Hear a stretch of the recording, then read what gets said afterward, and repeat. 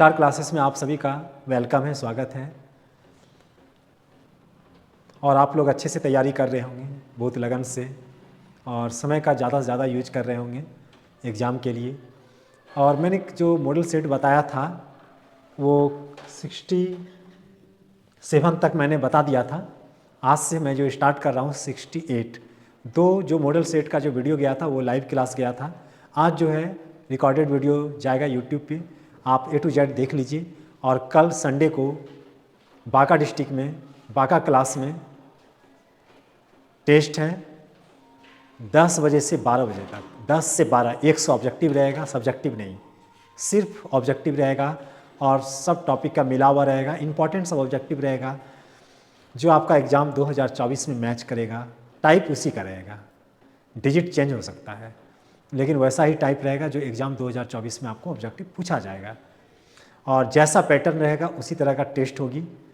Test देने से आपको फ़ायदा ये है कि आप 100 ऑब्जेक्टिव बहुत जल्द एग्ज़ाम में कैसे बनाएंगे उसका आइडिया पता चल जाएगा, रंगने का आइडिया पता चल जाएगा, कैसे आपको नाम हर चीज़ OMR सीट में भरना है, आंसर सीट में कैसे हर चीज़ को भरना है, OMR सीट में कैसे भरना है, वो आपको पता चल जाएगा। तो चलते हैं डियर स्टूडेंट्स, हम आगे बढ़ते हैं। कह रहा है कि एक ताश का गड्डी है, एक ताश का क्या है, गड्डी है, और अचानक, इसका मतलब समझना है, अचानक दो पत्ता निकाले जाते हैं। मैंने इसका PDF व्हाट्सएप के ग्रुप पे आप लोग को भेज दिया था। 2 पत्ता निकाले जाते हैं, यदि प्राप्त इक्का की संख्या x हो तो E of x find out करना है। तो x क्या है, इक्कों की संख्या है, इक्कों की क्या है, संख्या है। तो कहता है कि उस गड्डी में से 2 पत्ता खींचा जाता है, निकाला जाता है, सिर्फ 2 पत्ता। तो आपको टोटल इक्का तो आप जानते हैं, मैंने क्लास में बताया था, टोटल इक्का क्या होता है, 4 होता है। टोटल 4 इक्का होता है, 4 इक्का होता है। और उस 4 में से 2 इक्का निकाला जाता है। लेकिन आप ये सबसे पहले डिसाइड करो कि ताश के गड्डी में टोटल पत्ता क्या होता है। 52 52 होता है। ताश के गड्डी में टोटल पत्ता 52 होता है, और उसमें से 4 इक्का होता है, जेक होता है, ये सब मैंने अलग अलग बताया था। तो यहाँ पे इक्का की बातें कर रहा है कि 2 इक्का खींचा जाता है, उस 52 पत्ते में से 2 इक्का खींचा जाता है। तो टोटल इक्का क्या होता है, 4 को होता है, उसमें से 2 को बाहर किया जाता है, निकाला जाता है। तो बनाने का तरीका है, यहाँ पे ऑब्जेक्टिव है, ऑब्जेक्टिव की तरह ही थोड़ा शॉर्ट लेके चलेंगे। तो यहाँ पे आप देखो, सबसे पहले हम एक टेबल बना लेते हैं समझने के लिए।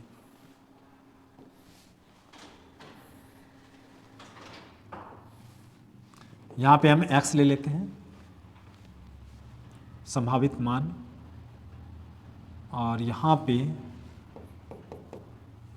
E ऑफ x ले लेते हैं, और यहाँ पे जो आएगा x into E of x आ जाएगा। ऐसे बना लेते हैं। x देखिए, सबसे पहले ये समझना है आपको, टोटल इक्का 52 पत्ता होता है, टोटल इक्के की बात कर रहा है, टोटल इक्का 4 होता है, उसमें से 2 इक्का खींचा जा रहा है। हो सकता है 2 इक्का जो खींचा जा रहा है कोई दूसरा हो, अदर हो, इक्का ना आए, ऐसा भी हो सकता है। तो उस टाइम में हम मान लेते हैं इक्का की संख्या 0 आ गया। टोटल इक्का 4 होता है, 2 इक्का खींचा जा रहा है, तो 2 इक्का जो खींचा जा रहा है हो सकता है दोनों अदर हो, इक्का ना हो, तो इक्का की संख्या क्या हो जाएगी, वहाँ पे 0 हो जाएगी। 0 था, हो सकता है एक इक्का आए, एक अदर आ जाए, ऐसा भी हो सकता है।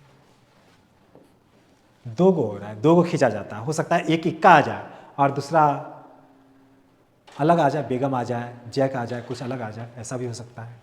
या हो सकता है दोनों इक्का आ जाए, ऐसा भी हो सकता है। तो सबसे पहले आप देखो, सबसे पहले आप निकाल लीजिए सक्सेस।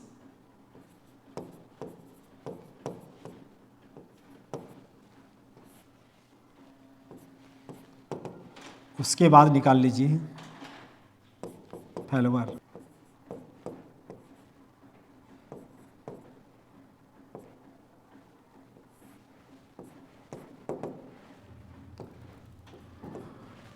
मैंने आपको बताया था किसी इवेंट का प्रोबेबिलिटी और नहीं होने का प्रोबेबिलिटी दोनों का प्लस करेंगे तो उसका रिजल्ट क्या होता है, 1। तो जीतने का चांस और हारने के चांस को अगर प्लस करेंगे तो उसका प्रोबेबिलिटी हमेशा 1 होता है। तो कहने का मतलब एक जीतने का चांस मतलब सक्सेस निकाल लेना है, सक्सेस करना, जीतना, एस निकाल लेंगे, और एक एफ निकाल लेंगे, फेल्वर मतलब फेल होने का चांसेस। सक्सेस जो आएगा वो टोटल इक्का के को होता है 4 होता है, तो 4 जो इक्का हो रहा है कितना में से हो रहा है, 52 में से आ रहा है, तो 4 बटे हम 52 लिख सकते हैं। इसको कैंसिल कर दीजिए, क्या आ जाएगा, 1 बटे में 13। आप फेल्वर में क्या करेंगे, एक इसमें से घटा देंगे। कहने का मतलब अगर फेल्वर ये हारने का चांस अगर निकाला जाए तो आप क्या करोगे, 1 में से पी ऑफ ए को घटाओगे, इसी का यूज करेंगे हम, इसी का यूज करेंगे। तो यहाँ पे क्या आ जाएगा, 12 बटे में 13 आ जाएगा। अब आप यहाँ पे देखो, ये जो है 0 जो है वो फेल्वर है,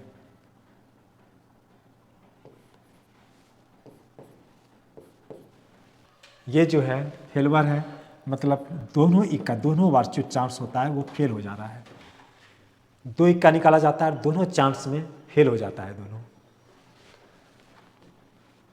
और यहाँ पे एक अगर फेल्वर है दूसरा सक्सेस है, ऐसा भी हो सकता है कि एक सक्सेस हो दूसरा फेल्वर हो, ऐसा भी हो सकता है। या तो ये ऑप्शन आ सकता है, ये ऑप्शन, ये या तो ये पॉसिबिलिटी हो सकता है, या ये हो सकता है दोनों इक्का आ जाए, यानी दोनों सक्सेस निकल जाए। इसका मतलब यही हो गया। तो यहाँ पे आप देखो फेल्वर, यहाँ पे जो है ये क्या हो रहा है, 12 बटे 13, 12 बटे में 13 आ रहा है,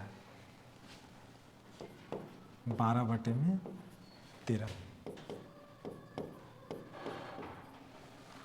12 बटे में 13, 12 बटे 13 इसका और 12 बटे 13 इसका आ गया। चूँकि यहाँ पे 12 बटे 13 फेल्वर लेंगे, जो फेल हो जाता है मतलब इक्का की संख्या वहाँ 0 हो जाता है। अब यहाँ पे देखिए 1 आ रहा है, तो यहाँ पे हम ऐसा करते हैं, यहाँ पे जगह नहीं है, इसी जगह हम कैलकुलेट कर लेते हैं इसका, यहाँ पे कर लेते हैं, इधर कर लेते हैं, बाद में मिटा देंगे। तो यहाँ पे देखिए फेल्वर और सक्सेस, फेल्वर क्या है 12 बटे 13 गुना सक्सेस 1 बटे 13 प्लस फिर सक्सेस है, सक्सेस क्या है 1 बटे 13 गुना 12 बटे 13। इसको कैलकुलेट कीजिए, देखिए आंसर क्या आ रहा है, 24 बटे में इतना आ गया। तो यहाँ पे लिखेंगे 24 बटे में 169। और हो सकता है दोनों सक्सेस आ जाए, तो सक्सेस में क्या क्या होगा, सक्सेस में हो जाएगा, सक्सेस वाला यहाँ पे था ना, सक्सेस यानी 1 बटे 13 गुना 1 बटे 13। ये थोड़ा सा लंबा था इसलिए यहाँ पे कर लिए, कैलकुलेशन करके यहाँ लिख दी, ये आ गया। अब आप देखो इसको जो निकालेंगे, इसका जो फार्मूला जो बताए थे हम, इसको इससे मल्टीप्लाई कीजिए आप, इसको इससे मल्टीप्लाई करना, इसको इससे मल्टीप्लाई कीजिए, तो यहाँ पे तो 0 आ जाएगा, इसको इससे मल्टीप्लाई करेंगे तो क्या आ जाएगा 24 बटे, फिर इसको इससे मल्टीप्लाई कर दीजिए तो कितना आ जाएगा 2 बटे में,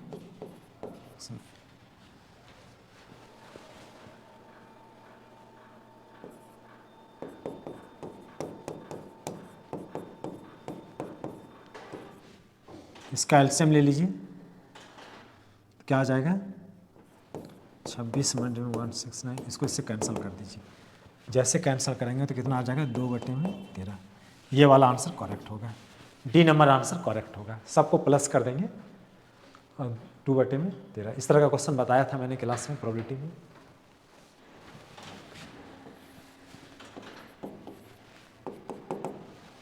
या आप ऐसा भी कर सकते हो, इसका दूसरा तरीका भी था जो क्लास में बताए थे, एक्स बराबर जो संभावित मान हो सकता है वो 0 हो सकता है दोनों इक्का ना आया हो, अदर हो गया हो, अदर कार्ड आ गया हो सकता है एक इक्का है एक अदर कार्ड आ गया हो सकता है दोनों इक्का आ गया हो, और यही मैंने एक्स माना था।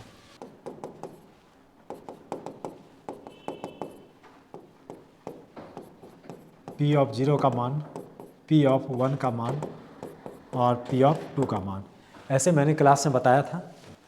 हो सकता है कि 4C0 कोई इक्का ना आया हो सकता है 48 में से दोनों अदर रहा हो, मतलब टोटल देखिए इतना आ रहा है 52C2, 52 में से 2 पत्ता खींचा जाता है, तो हो सकता है एक भी इक्का ना हो, दोनों अदर आ गया हो। इस तरह से मैंने क्लास में अलग अलग करके बताया था, फिर सबको प्लस किया था, टोटल प्रोबेबिलिटी के बारे में प्लस कर दिए थे जो क्लास में बताए थे। लेकिन आप ऑब्जेक्टिव है तो ऐसे बना लो। और ये भी कहना चाहेंगे डियर स्टूडेंट्स, कोई क्वेश्चन मान लिया जाए आप प्रोबेबिलिटी कोई क्लास अपसेंट की हो, नहीं समझ में आ रहा, कोई बात नहीं है, 100 में 50 बनाना है, इसमें अगर डाउट हो रहा है आपको, आप प्रोबेबिलिटी नहीं पढ़े, नहीं समझ में आ रहा है, तो इसको आपको साइड कर देना, कोई बात नहीं है। अगला क्वेश्चन तुम्हारे इंतजार में बैठा है, इससे भी आसान, उसको जाके टच करो, उसको जाके देखो, उसको जाके सॉल्यूशन करो, उसको जाके सॉल्यूशन करो। उसके लिए जो प्रोबेबिलिटी नहीं पढ़ा, जिसको भारी लगता है उसके लिए, और ऐसे तो बहुत आसान था, जो पढ़ा है उसको आसान लगा ही होगा। चलते हैं अगला नेक्स्ट, और इसमें मैंने ज़्यादा टाइम लिया, अब स्पीड में हम आगे बढ़ेंगे। अगला जो नेक्स्ट क्वेश्चन है यार्दिक चर, ये मैंने क्वेश्चन पढ़ाया था, प्रोबेबिलिटी डिस्ट्रीब्यूशन मैंने पढ़ाया था। यार्दिक चर प्रोबेबिलिटी डिस्ट्रीब्यूशन किसको माना है, एक्स को माना है, उसकी प्रायिकता बंटन, प्रोबेबिलिटी डिस्ट्रीब्यूशन यार्दिक चर को एक्स माना है, उसका प्रोबेबिलिटी डिस्ट्रीब्यूशन नीचे में दिया गया है। देखते हैं नीचे में कहाँ दिया गया है, यहाँ पे दिया है। आपको याद करो मैंने बताया था P of 1 plus P of 2 plus P of 3, इस तरह से बताए थे, एंड सो ऑन। सबका रिजल्ट, टोटल प्रोबेबिलिटी को अगर जोड़ा जाए तो सबका रिजल्ट क्या होता है, 1 होता है। सबका रिजल्ट क्या होता है, 1 होता है। ये सब मैंने पढ़ा दिया था। तो आप यहाँ पे देखो, ये यार्दिक चर है, वेरिएबल मान है, ये x का मान है, और इसका प्रोबेबिलिटी यानी ये P1 की जगह है, ये P2 की जगह है, ये P3 की जगह है, ये P4, ये P5 की जगह है। ये x, इसका x का जो वैल्यू दिया हुआ है, इस सबका प्रोबेबिलिटी दिया हुआ है आपको, इस सबका प्रोबेबिलिटी दिया हुआ है। मैंने क्लास में बताया था P1 plus P2 plus P3, इस तरह से टोटल प्रोबेबिलिटी को अगर जोड़ेंगे, सबको जोड़ दीजिए, ऑब्जेक्टिव है यही कर देते हैं, सब प्रोबेबिलिटी को जोड़ेंगे, उसका रिजल्ट क्या होगा, 1 होगा। चलिए जोड़ते हैं, क्या हो जाएगा, 6 के बराबर में 1 माइनस 0.1, तो 6 के इक्वल्स हो जाएगा 0.9। तो यहाँ पे आप के का मान मुझे बता दो, तो 0.9, और जो गुना में है तो भाग में कर दिए, इसका पॉइंट आप उड़ा दीजिए तो 0 आ जाएगा, इसको कैंसिल कर दीजिए तो आ जाएगा 3/20, और इसको आप भाग दे दो। जब भाग दे देंगे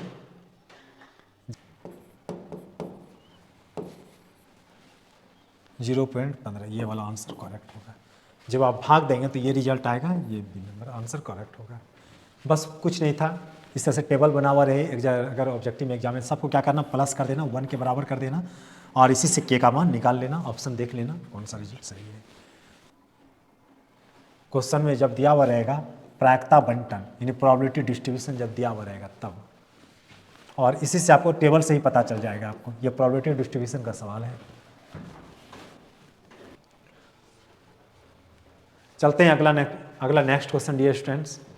कहता है एक कलश, एक कोई गमला है, कोई कलश है, मान लेते हैं यही कलश है,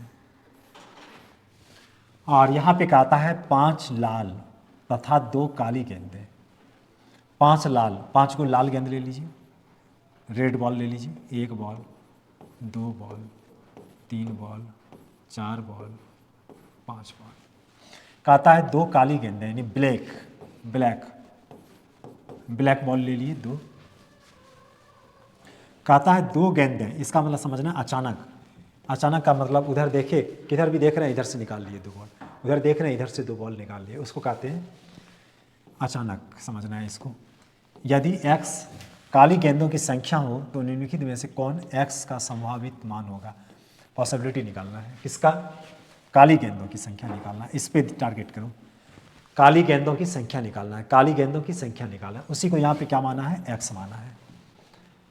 तो काली गेंद जब इससे निकालेंगे, यानी 2 ब्लैक बॉल होना चाहिए, 2 काली गेंदें निकालना है। टोटल बॉल कितना है, 5 2 7, 5 2 7 बॉल है, रेड और ब्लैक 5 2 7 बॉल है। 2 बॉल अचानक निकालना है इससे।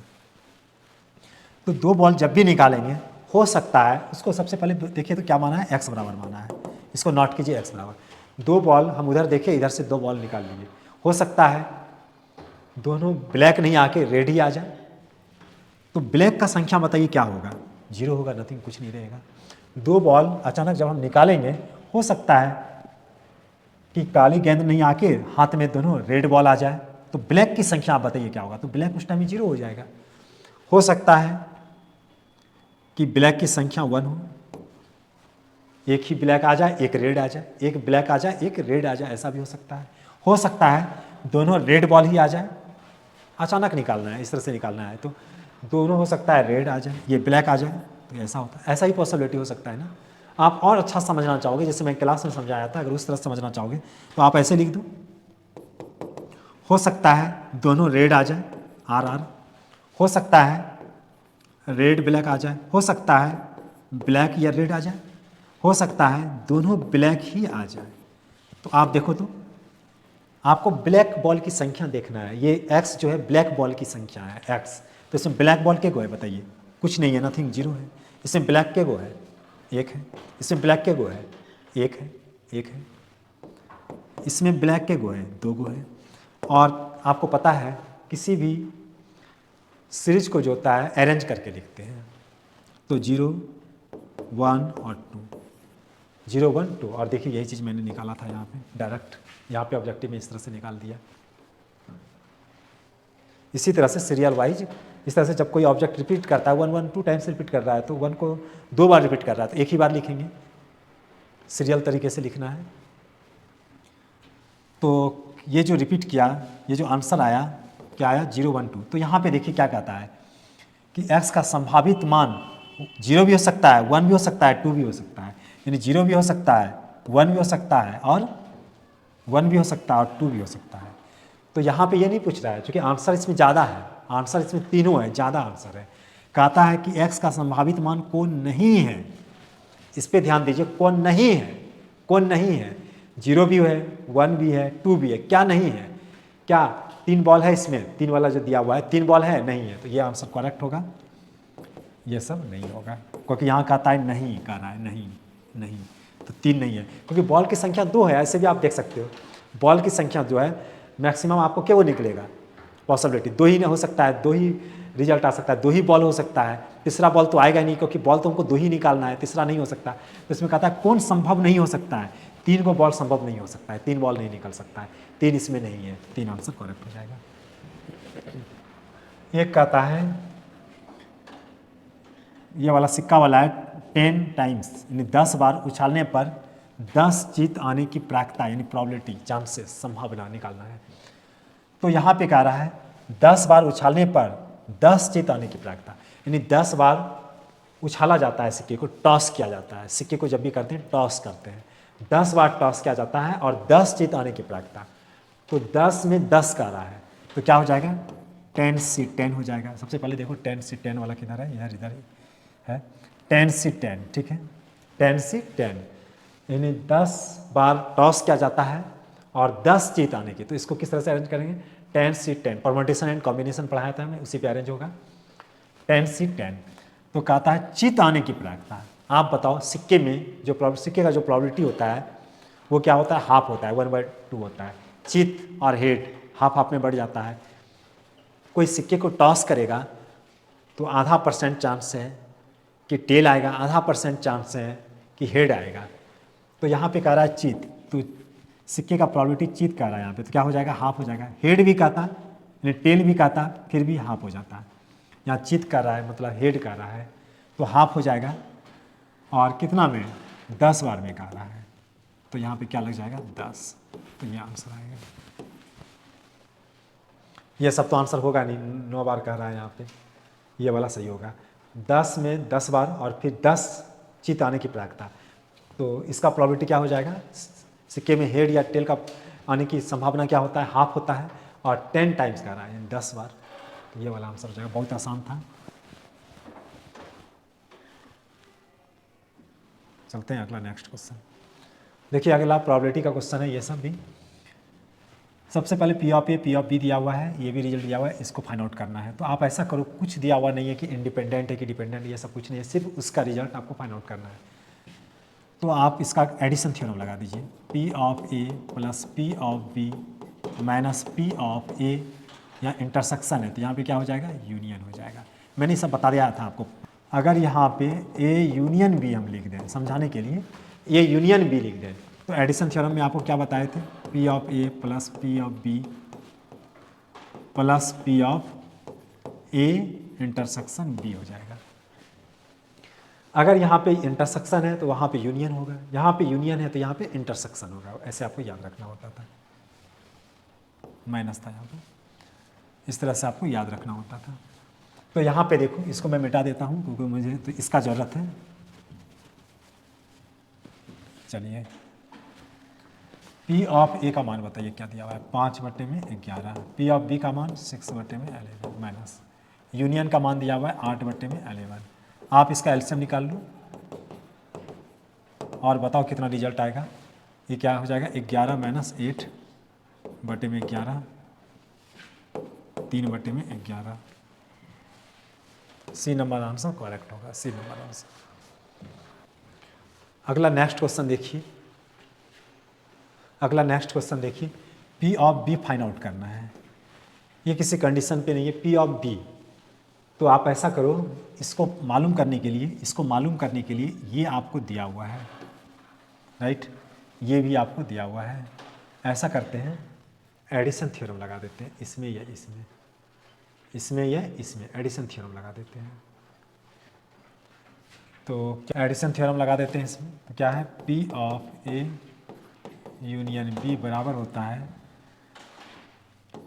पी ऑफ, ऐसा करो इसमें दिया हुआ है गिवन ही लिख दो, या नहीं तो चलो कोई दिक्कत नहीं, P of A plus P of B minus P of A intersection B. हम यहाँ पे ये लिखने वाले थे कि 7/11 है, तो यहाँ ये 7/31 है, तो हम यहीं पे लिख दें, हम ये सोच रहे थे। कोई बात नहीं है, यूनियन है, ये पता है आपको 7/31, या इसको भी लेके आप चल सकते थे, मैंने इसी को लेके चला क्योंकि 7/31 था यहाँ पे। पी ऑफ ए क्या है, 12/31। पी ऑफ बी क्या है, पी ऑफ बी तो निकालना है। इंटरसेक्शन देखिए आपको दिया हुआ है 24/31, तो 7/31 minus 12/31 plus 24/31 P of B. इसको क्या किया, इधर ट्रांसफ़र कर दिए, सबका मान रख दिए, दिया हुआ है मान रख दिए और इधर ट्रांसफ़र किए। इसका एलसीएम लीजिए और पी ऑफ बी का मान आप डायरेक्ट मुझे बता दो, 19 में कितना आएगा, 31, 19/31, राइट।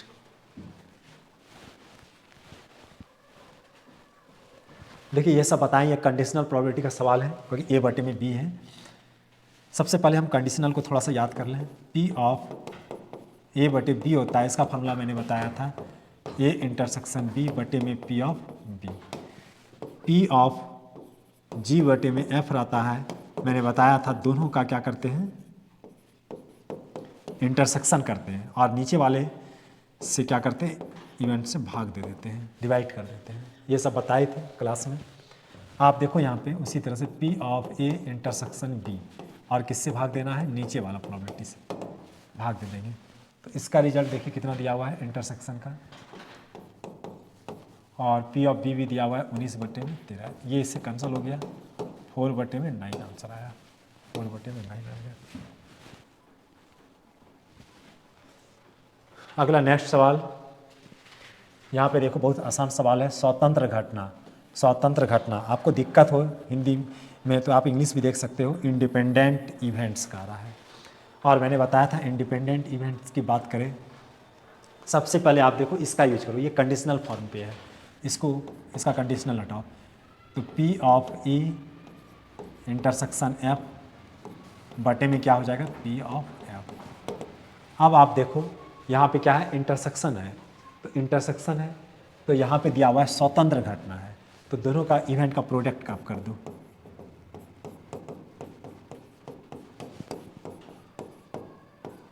ये इससे कैंसिल हो गया, क्या बचा, P ऑफ E बचा, P ऑफ E बचा।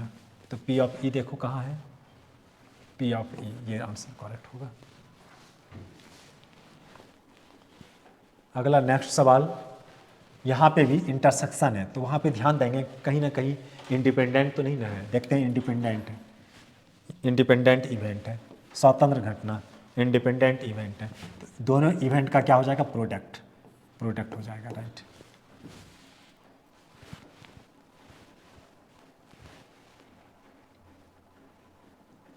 अगला क्या है, क्रॉस प्रोडक्ट। मैंने बताया था ये सब, आई ले लीजिए, जे ले लीजिए और के ले लीजिए। आई के बगल वाला बताइए 3, आई के बगल वाला यहाँ पे 1। अच्छा यहाँ पे कुछ क्रॉस प्रोडक्ट है, राइट। ये क्या है, एक्स नहीं है, ये क्रॉस है, इस तरह से लिखा हुआ है। 3 यहाँ पे क्या हो जाएगा 1, यहाँ पे जे के बगल में 1 माइनस 1, यहाँ पे के बगल में 4 है, यहाँ पे 1। प्लस माइनस, प्लस से डिसाइड करेंगे, इसके आमने सामने हटा दीजिए तो 1 माइनस माइनस प्लस 4, माइनस जे लीजिए, इसके आमने और सामने हटा दीजिए, क्या हो जाएगा 3 माइनस 4, उसी तरह से माइनस 3 और माइनस 1। 5 आई, इससे माइनस आएगा, माइनस माइनस प्लस जे और माइनस 4 के, और इसका मैग्नीट्यूड निकालने का रहा है, सॉरी। तो यहाँ पे मैंने क्या किया, इसका रिजल्ट तो फाइंड आउट कर लिया। अब यहाँ पे कह रहा है मॉड मैग्नीट्यूड, तो क्या करेंगे, मैग्नीट्यूड निकाल देंगे। 5 का स्क्वायर प्लस 1 का स्क्वायर प्लस माइनस 4 का स्क्वायर, कितना हो जाएगा, 5 25 प्लस 1 प्लस 4 चौक 16। आप देख लो कितना हो जाएगा, यहाँ पे 42 आ जाएगा। ये वाला आंसर करेक्ट होगा। चलते हैं अगला नेक्स्ट क्वेश्चन। इसको मैंने बताया था साइक्लिक ऑर्डर में याद रखना है, आई जे और के। इधर चलेगा तो क्या होगा, पॉजिटिव, और इधर चलेगा तो क्या होगा, नेगेटिव। तो यहाँ पे चलिए, अब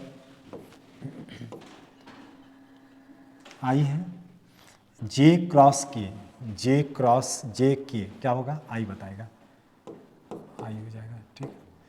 अब यहाँ पे प्लस क्या है, जे है,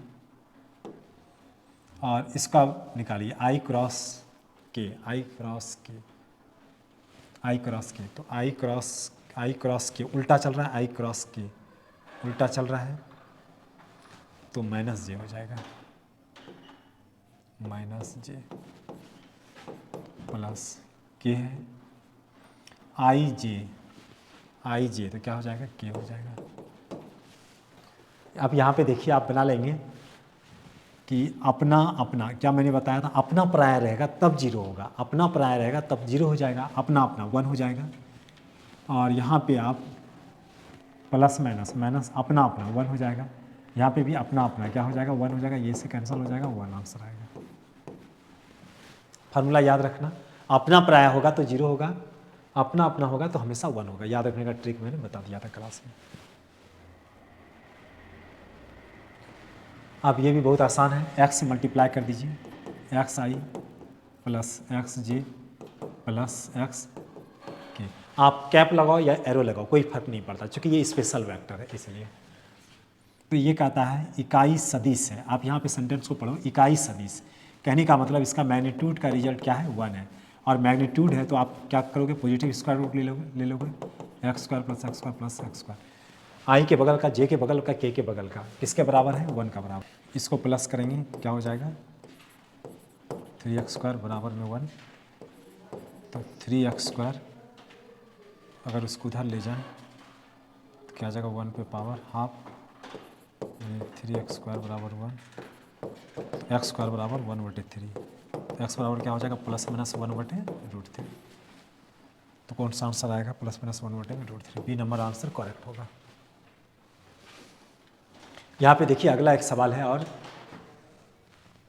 कि ए बी समांतर पैरेलल है। ए बी क्या है, पैरेलल है। आपको मैंने बताया था वेक्टर में, क्रॉस प्रोडक्ट में, कि ए क्रॉस बी अगर रहे, ए क्रॉस बी अगर 0 रहे तो दोनों वेक्टर क्या होता है, कोलिनियर होता है, संरेख होता है, पैरेलल होता है। तो तो यहाँ पे कह रहा है ए और बी अगर समांतर है तो दोनों का क्रॉस प्रोडक्ट क्या रहा होगा, जीरो रहा होगा। तो एक वेक्टर ये है, दूसरा वेक्टर ये है, उससे कोई दिक्कत नहीं, ये बी की जगह है, ये किसके जगह है, बी की जगह है। जैसे अब हम यहाँ पे लिखेंगे x प्लस एक्स, तो क्या हो गया 2x हो गया। तो ये अलग नहीं, ये x ही है पूरा, x प्लस एक्स 2x हो गया, तो ये b की जगह है। जैसे ये x की जगह है तो ये b की जगह है।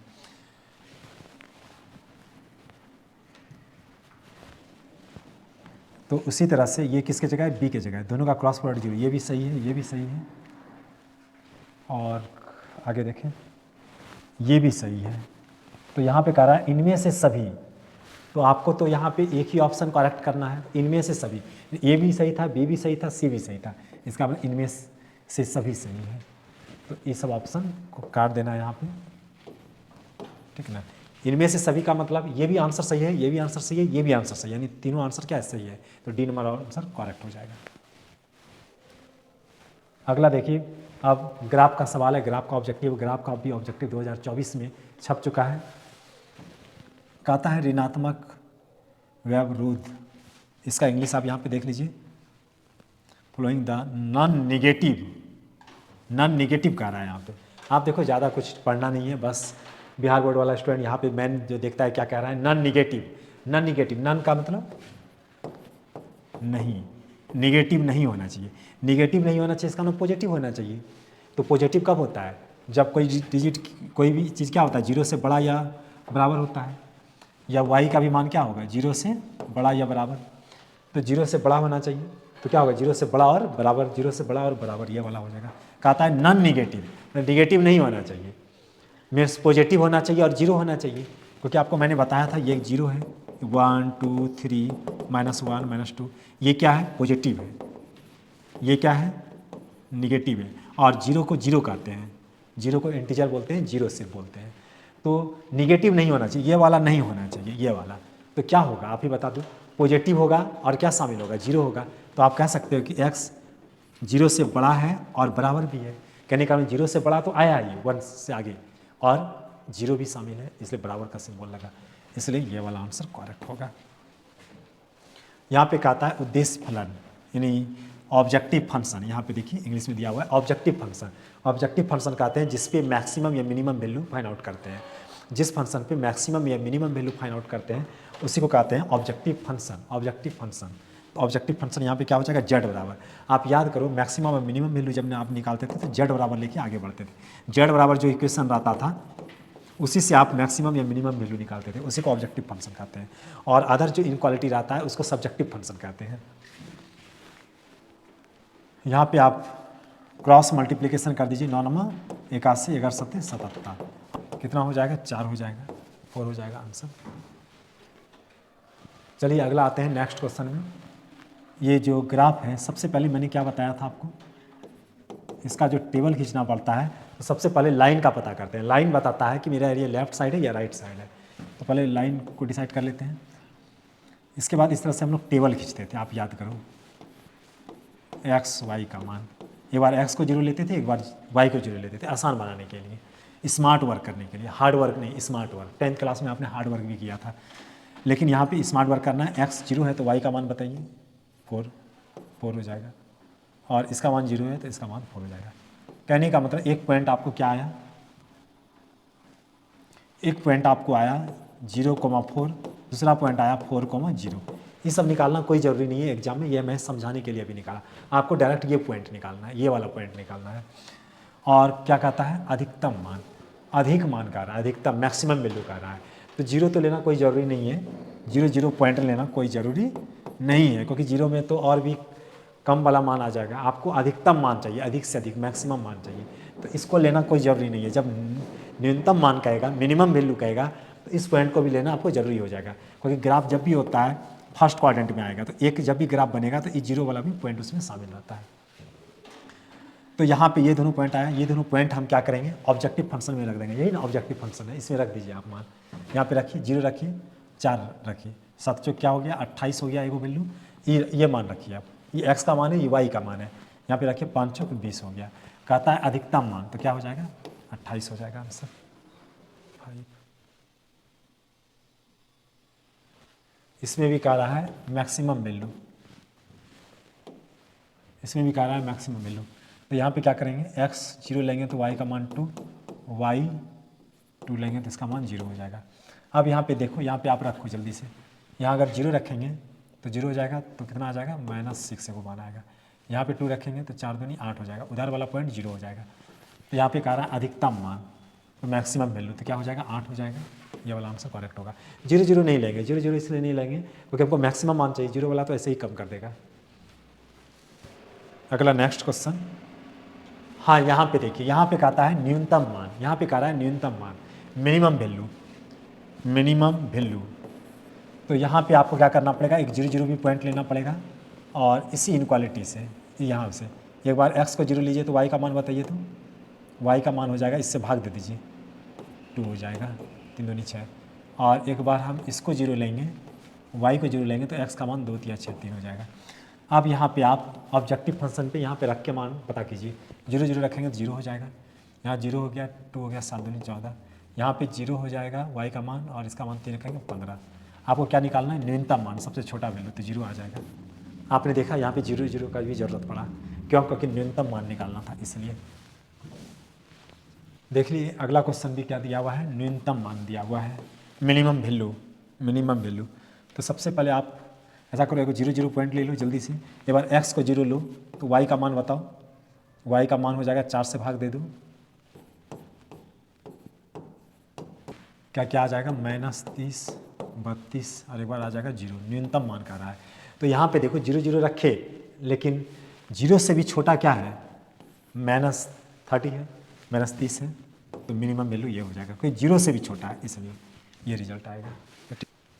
अगला नेक्स्ट क्वेश्चन, ऐसा नहीं है कि मिडिल सेट में 4 को 5 को दे दिया एक तरह का ऑब्जेक्टिव, तो ऐसा ही एग्जाम में रहेगा। एग्जाम में 2 को ऑब्जेक्टिव रहता है, 2 को ऑब्जेक्टिव रहेगा ग्राफ से। यहाँ पे देखो आप कि ये तो z बराबर दिया हुआ है, मैक्सिमाइज या मिनिमाइज करना है, इसमें इनक्वालिटी को आपको ध्यान देना है। इसको ये तो किसके बारे में बताता है, फर्स्ट क्वाड्रेंट के बारे में बताता है कि फर्स्ट घर में होगा, इसको नहीं, इसको आपको हमेशा ध्यान देना है, इनक्वालिटी को, इसमें लेस और ग्रेटर रहेगा, इससे निकालना है। एक बार आप क्या निकालने का रहा है, न्यूनतम मान, तो एक तो 0 0 ले लेंगे, एक क्या करेंगे, x की जगह 0 तो y का मान 11 हो जाएगा, एक 11,0 आ जाएगा।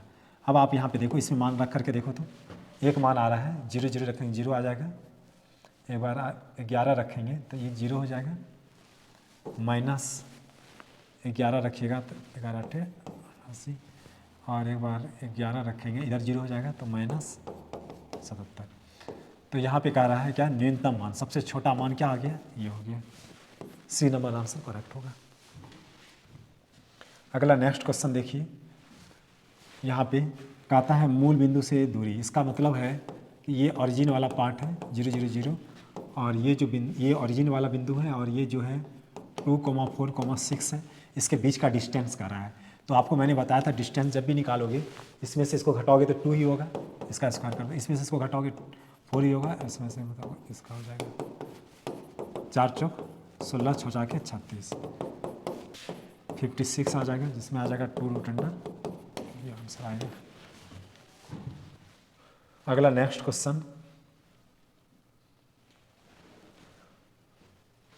2 प्लेन का रहा है, यानी 2 समतल, एक ये है और दूसरा एक ये है, के बीच की दूरी निकालना है। तो बीच की दूरी, कोई 2 प्लेन रहे या 2 लाइन रहे, बीच की दूरी हमेशा न्यूनतम दूरी होता है, ये आपको पता है, यानी इसी का रिजल्ट आपको d बराबर निकालना है। तो यहाँ पे कुछ भी मान सकते हो। तो यहाँ पे क्या है कि सबसे पहले आपको प्लेन को बराबर करना पड़ेगा, प्लेन को सेम बनाना पड़ेगा। तो आप ऐसा करो, इसे 2 कॉमन ले लो, 2x + 3y + 4z हो जाएगा बराबर में 12, इसके तरह बना रहे हैं, इसके तरह, तो इससे इसको कैंसिल कर दो, 2 6 12, यानी 2x + 3y + 4z बराबर में क्या हो गया, 6 हो गया। तो आप देखो दोनों प्लेन सेम हो गया। अब ये किसके जगह है, C1 की जगह है, और ये किसके जगह है, थ्योरी में जो पढ़ाए थे क्लास में C2 की जगह है। आपको जो मैंने पढ़ाया था D बराबर फार्मूला, वो क्या पढ़ाया था, C2 - C1, और पॉजिटिव स्क्वायर रूट लिए थे। आप किसी भी प्लेन को ले, क्योंकि दोनों प्लेन तो सेम हो गया, जो ये लेफ्ट हैंड जो साइड है वो दोनों का क्या है, आपस में बराबर ही है ना, दोनों, इसको ले लो या इसको लो, बात बराबर है।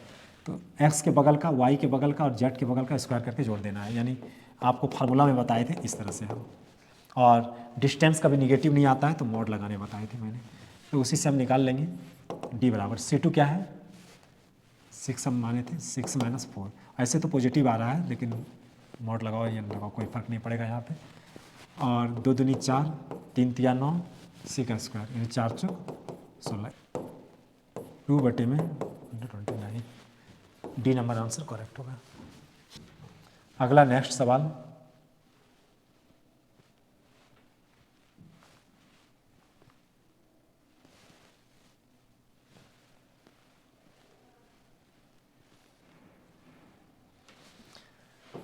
इन्वर्स फंक्शन का सवाल आ गया डियर स्टूडेंट्स। साइन इन्वर्स किस एंगल का साइन 1/√2 होता है π/4 45 डिग्री, तो क्या आंसर आ जाएगा π/4। बी नंबर आंसर करेक्ट होगा। मैंने इसका फार्मूला बताया था कॉट इन्वर्स माइनस एक्स, तो pi minus cot inverse x, यही वाला बताया था फार्मूला। आप देखो यहाँ पे फार्मूला में पाई माइनस कॉट इन्वर्स क्या करना, एक्स माइनस नहीं, माइनस तो यहाँ आ गया है, 1/में क्या हो जाएगा √3। इसी को सॉल्व कर लीजिए, पाई माइनस कॉट इन्वर्स, किस एंगल का कॉट √3 होता है उसको जाके याद कीजिए आप, π/3, तो पाई माइनस π/3 2π/3 हो जाएगा आंसर। चलते हैं अगला नेक्स्ट क्वेश्चन। ये कॉट इन्वर्स माइनस एक्स है, इसका फार्मूला आप जानते हैं, पाई माइनस क्या हो जाएगा कॉट इन्वर्स एक्स हो जाएगा। कौन सा ऑप्शन करेक्ट हो जाएगा, pi minus cot inverse x, ये आंसर करेक्ट होगा। ये देखिए बहुत आसान है, फिर आप ऐसा करो, इस दोनों को R1 और R2 को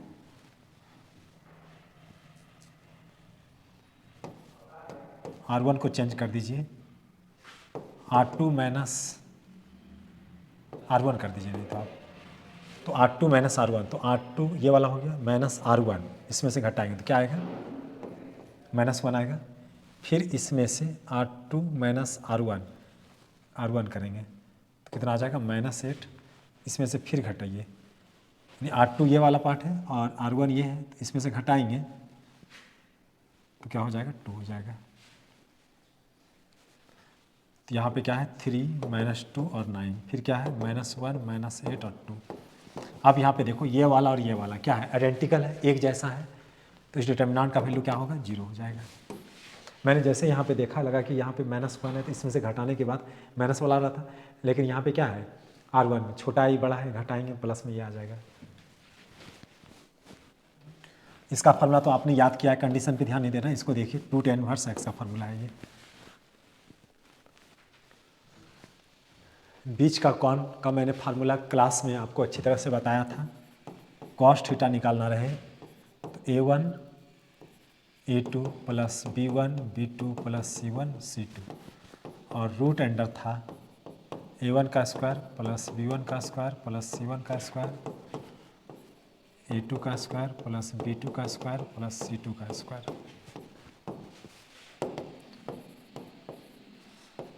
अब आप यहाँ पे देखो इसके बगल का ये किसके जगह है A1 B1 C1, A2 B2 और C2 की जगह है। इसको मल्टीप्लाई कर दो, इसको मल्टीप्लाई कर दीजिए तो A1 और यहाँ पे A2, इसके बगल का ये किसकी जगह A1 A2 ये गलत हो गया, इसका सही करना। यहाँ पे देखिए A1 B1 C1 A2 B2 C2 की जगह है ना, तो x के बगल का इसके x के बगल का गुना कर दीजिए 2 हो जाएगा, y के बगल का यहाँ y के बगल का -6 हो जाएगा, z के बगल का z के बगल का क्या हो जाएगा +4 हो जाएगा बटे रूट अंडर। एक सेकेंड आप ऐसा करो, पहले इसको सॉल्व करो तो 4 2 6, 6 घटाओ 6 बराबर क्या आ रहा है 0। आप यहाँ पे देखो इसको सॉल्व करना कोई ज़रूरी नहीं है, इस पार्ट को सॉल्व करना कोई ज़रूरी नहीं, क्योंकि यहाँ ऊपर में 0 आ गया, यहाँ जो भी डिजिट आएगा आप भाग दोगे तो क्या बनेगा 0। कॉस थीटा बराबर कॉस 0 है तो क्या हो जाएगा π/2, कॉस 90 क्या होता है 0 होता है, कॉस का खत्म, थीटा का मान क्या हो जाएगा π/2 हो जाएगा, थीटा का मान π/2 हो जाएगा आंसर। चलते हैं नेक्स्ट क्वेश्चन। इसमें जो देखिए कंडीशन है वो एक्स वाई का मान, ये तो एक्स वाई का वैल्यू क्या होगा, 1 से बड़ा वाला का फॉर्मूला होगा, ये इसका 1 से छोटा वाला। आप जो पहले एनसीईआरटी में जो यूज करते थे इसका फॉर्मूला ये वाला नहीं लगा देना, ये गलत ऑप्शन है। इसका कंडीशन है ये 1 से जब छोटा होगा तब इसका यूज करते हैं, और इसका रिजल्ट जब 1 से बड़ा होगा तब इस फार्मूला का यूज करते हैं। तो यहाँ पे देखिए आपको जो ये फार्मूला कर रहा है, यहाँ कंडीशन को आप देखो, यहाँ एक्स वाई का मान 1 से बड़ा है। कभी कभी क्या होता है इस सब फार्मूला में कंडीशन हमेशा ध्यान रखना पड़ता है। कंडीशन को देखिए 1 से बड़ा है, यानी एक्स वाई का मान 1 से, अगर इसका मान अगर 1 से बड़ा है तब इस फार्मूला का तब ये वाला फार्मूला यूज होगा। यहाँ पे कह रहा है 1 से बड़ा, तो इसका मान 1 से बड़ा में, तो 1 से बड़ा में ये फार्मूला आएगा। और ये जो फार्मूला एनसीईआरटी का यूज करते थे वो 1 से छोटा रहता था, इसलिए ये वाला नहीं होगा। कैसी सेना में आपको एक्सरसाइज के एग्जाम्पल के पीछे आपको दिया हुआ है, ये सब 3 कंडीशन है और तीनों फार्मूला अलग अलग कंडीशन में आपको इसका दिया हुआ है उसमें।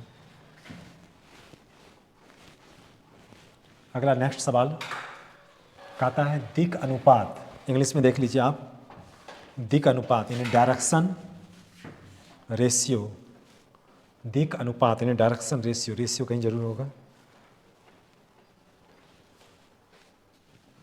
दो रेखाओं के बीच का दिक् अनुपात का न्यूनतम। अच्छा ये थोड़ा सा छोटा कर दें, हाँ, दिक् अनुपात यानी डायरेक्शन रेशियो, डायरेक्शन रेशियो नहीं लिखा हुआ है। अच्छा ठीक है, यहाँ पे लिखा हुआ है, उधर कट गया है, थोड़ा सा छोटा कर देते हैं, हाँ यस, डायरेक्शन रेशियो यहाँ पे लिखा हुआ है, वो उधर चला गया था। डायरेक्शन रेशियो, डायरेक्शन रेशियो दिया हुआ है, डायरेक्शन रेशियो को मैंने शॉर्ट में बताया था, डायरेक्शन रेशियो ऐसे बताया था। तो कहता है कि डायरेक्शन रेशियो दिया हुआ है ए बी सी का मान यानी, और एक ये दिया हुआ है, कहता है न्यून कोण निकालने के लिए। जैसे ही कोण निकालने का आएगा तो आपको मैंने तो फार्मूला बता दिया था, कॉस थीटा बराबर क्या बताया था, A1 A2 B1 B2 C1 C2, और पॉजिटिव इसका रूट लिए थे A1 का स्क्वायर B1 का स्क्वायर प्लस C1 का स्क्वायर A2 का स्क्वायर प्लस B2 का स्क्वायर प्लस C2 का स्क्वायर, ये मैंने लिया था, इसी का यूज करना है। इसमें कह रहा है दो रेखाएं दिक् अनुपात इतना दिया हुआ है और इतना है, तो न्यून कोण निकालने का रहा है। यानी आप कह सकते हो दिक् अनुपात, इसको मान सकते हो A1 B1 C1, इसको मान सकते हैं A2 B2 C2, इस तरह से मान सकते हैं। अब मान रख दीजिए और सॉल्व कीजिए इसको। तो यहाँ पे देखिए इसको हम 6 चक 24 अलग अलग कर सकते हैं, और क्या हो गया 6 रूट 6 रूट 6 रूट अंडर 6 को मल्टीप्लाई करेंगे 6, इसका वर्गमूल 2 हो जाएगा, 6 कैंसिल हो जाएगा। किसका रिजल्ट आया आप बता दो। अब कॉस थीटा बराबर में क्या आ गया 1/2, तो कॉस थीटा किस एंगल का कॉस हाफ होगा 60 यानी π/3, थीटा का वैल्यू क्या होगा π/3, π/3 किधर है π/3, ए नंबर आंसर करेक्ट हो जाएगा, ए नंबर आंसर करेक्ट होगा। बस आपको ये याद रखना है कि अगर एंगल न्यून कोण ये सब कोण के बारे में अगर डिस्कस करें, न्यून कोण निकालना है उसके बारे में अगर डिस्कस करें तो इसी फार्मूला का यूज कर देंगे और निकालेंगे।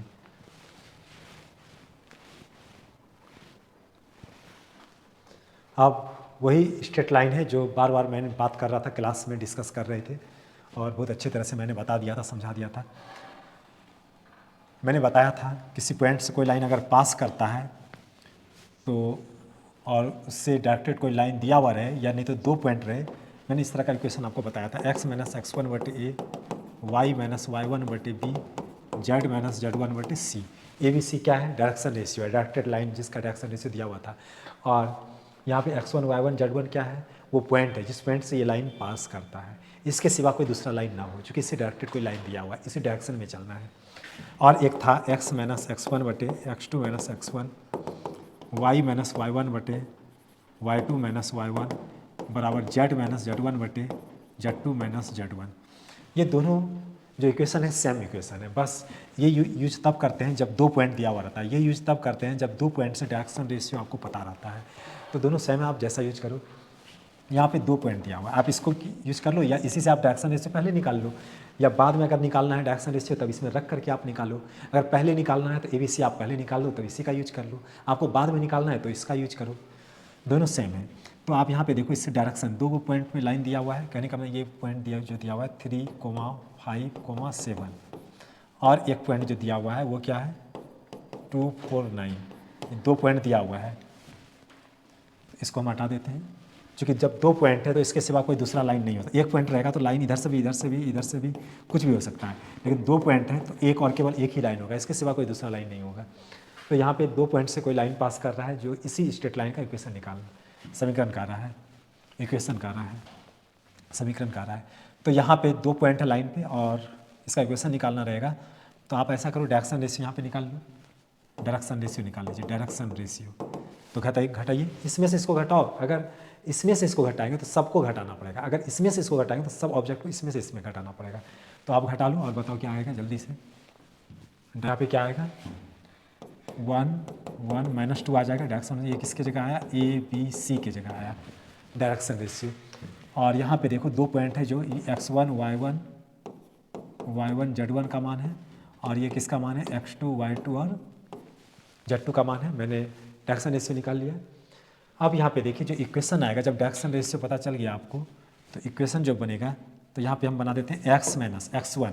आप ये देखो, ये वाला पॉइंट रखा है ऑप्शन में कि ये वाला पॉइंट रखा है, इसके ऑप्शन के अकॉर्डिंग चलना है। ऐसा नहीं कि पॉइंट ये रखा है आप ये वाला देख रहे हो, ऑप्शन के अकॉर्डिंग देखना, ये वाला पॉइंट रखा है कि ये वाला पॉइंट रखना है, ऑप्शन के अकॉर्डिंग। तो यहाँ पे देखते हैं x माइनस x1, देखते हैं 3 रखा है क्या, यस रखा है, x माइनस x1। तो क्या हो गया 3 बटे में डायरेक्शन रेशियो क्या है, ABC की जगह, इसकी जगह A की जगह क्या है 1 है, बराबर y माइनस y1 क्या है x1 y1 5 है, इसमें तो नहीं है, इसमें भी नहीं है, इसमें नहीं, ऐसा तो नहीं है कि ये वाला पॉइंट रखा है 249, हाँ यस ये वाला पॉइंट रखा है, ये वाला पॉइंट नहीं रखा है, ये वाला पॉइंट नहीं, ये वाला पॉइंट रखा है। हो सकता है ये वाला पॉइंट रखा रहता तो ये वाला आंसर हो जाता, ये वाला पॉइंट रखा है। तो क्या हो गया 2, तो इसको 2 बना देते हैं। y माइनस y1 क्या है 4 माइनस b की जगह क्या आया हुआ है 1, z माइनस z1 क्या है माइनस क्या हो जाएगा प्लस, ये पॉइंट है ना, तो यहाँ पे क्या हो जाएगा z माइनस z1 क्या है यहाँ पे 9 है, 9 बटे में क्या हो जाएगा -2। तो आप देखो ये वाला आंसर आता है, यानी B नंबर आंसर करेक्ट होगा, B नंबर आंसर करेक्ट होगा। तो आप समझ गए कि जो जिस स्ट्रेट लाइन का इक्वेशन निकालने का रहा है इसका, तो इसमें x1 y1 z1 चाहिए। डायरेक्शन रेशियो तो हम निकाल लिए 2 पॉइंट से, 2 पॉइंट से हम डायरेक्शन रेशियो निकाल लिए जो यहाँ पे रखे, और आपको पॉइंट देखना है कि ऑप्शन के अकॉर्डिंग ये पॉइंट रखा है कि ये पॉइंट रखा है, तो ये वाला पॉइंट रखा है, ये वाला पॉइंट नहीं रखा है, तो ये ऑप्शन करेक्ट हो जाएगा। चलते हैं अगला नेक्स्ट क्वेश्चन। देखिए कभी कभी क्या होता है, सवाल दिखने में भारी लगे तो ऐसा कोई ज़रूरी नहीं है कि भारी सवाल है, बहुत आसान है। आप ऐसा करो R1 या R2 को चेंज कर दो, किसी को चेंज करो, और बड़ा वाला ये है, आप ऐसा करो R2 माइनस R1 कर दो आप, और देखो तो R1 की जगह रखना है। तो 2002 2005 है, आप घटा दो तो 3 आ जाएगा, 5 आ जाएगा और 13 आ जाएगा। इसको उतार लीजिए, जो है उतार लेना यहाँ पर, और 3 5 इतना है। आप देखो ये क्या है, ये आइडेंटिकल है, एक जैसा है, तो डिटर्मिनेंट का वैल्यू क्या हो जाएगा 0 हो जाएगा। तो इसका आंसर क्या आ जाएगा 0 0। डी नंबर आंसर करेक्ट होगा, डी नंबर आंसर करेक्ट होगा। तो मिलते हैं डियर स्टूडेंट्स फिर अगले नेक्स्ट। आज मैंने रिकॉर्डिंग वीडियो बना लिया, आप अच्छे से पढ़ लेना, कल टेस्ट है, सेशन से भी रहेगा और मॉडल सेट से भी रहेगा। आप अच्छे से रिवीजन कर लेना, बार बार देखना सेशन को पलटा करके, तो माइंड में सोल्यूशन होता रहेगा और आप एग्ज़ाम के लिए रेडी रहोगे, एक्सपीरियंस रहोगे। और मुझे लगता है कि अब तो एग्ज़ाम लास्ट हो रहा है, बार बार देखना, पढ़ा हुआ चीज़ को रिपीट करना ज़्यादा इंपॉर्टेंट है। कुछ ऐसा बहुत इंपॉर्टेंट चीज़ है कि एग्ज़ाम में आना ही आना है, आ ही जाएगा, तो उसको डिफरेंट कोई क्वेश्चन रहे तो उसको देखिए। मैंने 3D का क्वेश्चन, मिसलेनियस का, इंटीग्रेशन का लॉन्ग क्वेश्चन मैंने स्टार क्लासेस के स्पेशल ऐप पे भेज दिया हूँ, आप बार बार उसको देखिए, बनाइए खुद से। तो मिलते हैं डियर स्टूडेंट्स अगले नेक्स्ट डे में फिर।